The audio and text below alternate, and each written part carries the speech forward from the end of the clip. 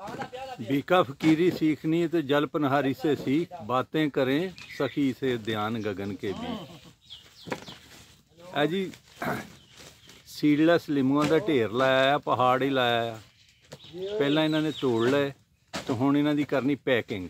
Packing तो पहले देखो मिट्टी इन्हां नूं लगी है ते आ टैक्नीक तुसीं देखो, बंदे दी जरूरत इजाद दी मां है। झोली च पाए, इधरों उधर आ कीता, एक दूजे दे विच वज बजा के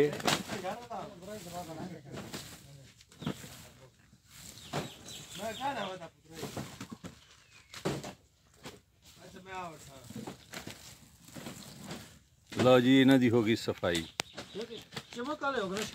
शाइनिंग भी हो गई, पॉलिश भी हो गई। हाँ जी वो मैं दिखावा जेड़े सिटदे आ इथों सिटदे आ, देखो किन्ने गंदे मिट्टी वाले, एक दूजे च वज के शाइनिंग हो जाती है।